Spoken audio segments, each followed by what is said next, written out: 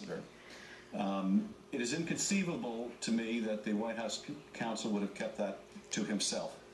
So others in the administration were aware that the National Security Advisor of the United States had misled other administration officials who had in turn misled the American people. And they were okay with that. The administration was okay with the fact the American people were laboring under the falsehood that they had not discussed the sanctions with the Russians. The resignation of Michael Flynn was brought about not by discovering the falsehood, but by the fact that the falsehood became public. And that ought to be deeply disturbing to everyone, that the White House would have even contemplated tolerating a national security advisor who would lie to them and to the American people through the vice president. This obviously begs a lot of questions about whether those conversations between Flynn and the Russian ambassador were sanctioned by the president himself or others in the administration, whether they were knowing of those conversations, and why those who were knowing did nothing to correct the record when the American people were told otherwise. All of this merits investigation. That investigation, I believe, ought to be done in part through the Intelligence Committee as part of the investigation we're doing now. And I was very disappointed to see the Speaker today unwilling to commit to investigate these communications between Flynn and the Russian ambassador. My feeling is that if the Speaker is not willing to commit to this, he ought to allow the formation of an independent commission and get out of the way, because these questions are far too important to go unanswered. I'm also want to say that I'm pleased to see at least some Republicans stepping forward today to call on the president to speak directly about whether he authorized these communications between Flynn and the ambassador, whether he was aware of these. The president, I think, owes the American people an explanation, and he ought to do that directly and not through dissembling aides. And with that, let me introduce Elijah Cummings, the ranking member on the Government Reform Committee. Let me begin by asking everyone in this room a very simple question. Do you hear that? Do you hear the silence? This is the sound of House Republicans conducting no oversight of President Trump. Zero. That is what it sounds like when they abdicate their duty under the Constitution. We've been asking for months for basic oversight of the president and his advisors and their ties to Russia. But our chairman, Jason Chaffetz, has not lifted one finger. He has not requested a single solitary piece of paper. And think about where we are right now. General Flynn flew to Moscow to have a lavish dinner with President Putin and celebrate the Kremlin-backed media outlet RT. According to our own U.S. intelligence officials, RT is, and I quote, the Kremlin's principal international propaganda outlet, unquote. Flynn now admits that he got paid for that trip, but he refuses to say how much he was paid. He may have violated the Constitution in the process. As a retired officer, he may not, except for foreign emoluments. The Pentagon is investigating this, and we may hear back from them this week. Flynn was secretly communicating with Russian officials. At the same time, Russia was attacking our democracy. Let me say that again.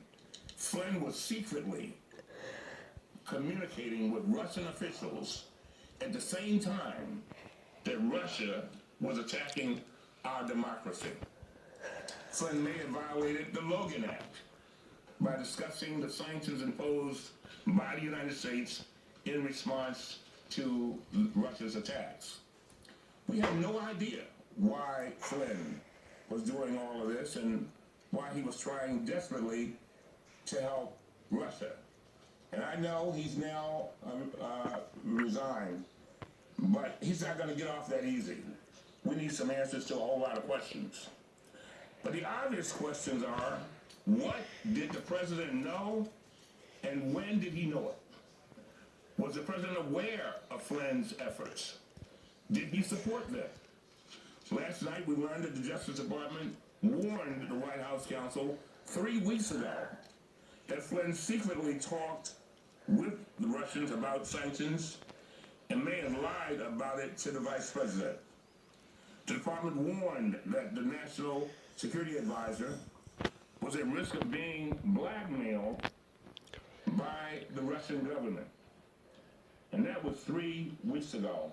3 long weeks ago. 21 days ago. So why did the president say on Friday he did not know anything about Flynn's calls with the Russian ambassador? Did the White House counsel really never tell the president? Because if that's true, if that is true, I cannot see how the White House counsel could stay in his position. That would be a major national security breach not to inform the president of such a serious charge. Another question. Why did Flynn continue to sit in on the most sensitive classified meetings until just 2 days ago? Ladies and gentlemen, something is wrong with that picture. Who at the White House? And I want the press to press these questions. Who at the White House decided to do nothing for 3 weeks as Flynn sat in on meeting after meeting after meeting? Did the president decide to wait? Did counsel decide to wait? Something is wrong here. Madam Leader, just this morning, Flynn tweeted, and this is a quote, "Scapegoat." End of quote. Scapegoat. He basically described himself as a scapegoat. And so I believe we need to hold a public hearing with Flynn to get to the bottom of this. Our committee held 3 or 4 hearings, emergency hearings on Hillary Clinton in a matter of a week or two. And if there was any emergency at this moment in the history of this country, this is the moment. And so we need to get his security and clearance documents. I want to see them. I want to see what he put in those documents to find out if he was honest on those forms. And we need to know how much he got paid to have dinner with Putin. But that is only the beginning. The press has asked us over and over again. I know they asked Mr. Schiff and asked the leader, does it end here? Shouldn't things end here? No, they cannot end here. Ladies and gentlemen, we are in a fight for the soul of our democracy. The question is whether we will clearly understand that this is our watch. And let's be clear. Schiff said it quite eloquently.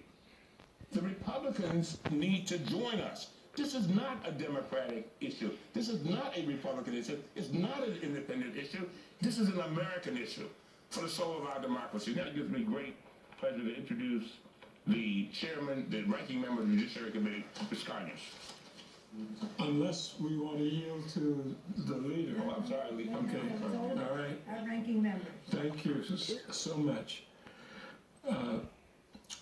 The overdue resignation of General Flynn last evening does not resolve this matter. I want to make that clear because I've been trying to get my chairman of the Judiciary Committee to hold a hearing immediately today, certainly not later than tomorrow. What did President Trump know, and when did he know it? What did Vladimir Putin know, and when did he knew it? How is it possible that the White House counsel knew this for about 3 whole weeks and did nothing? Now, the American people deserve answers, and they're not receiving them from either the Trump administration or from the Republican Congress. So we will do everything within our power to continue to get to the bottom of this very serious breach in trust and security. We have not heard back from our leadership today, and we've called repeatedly to Chairman Goodlatte about this matter.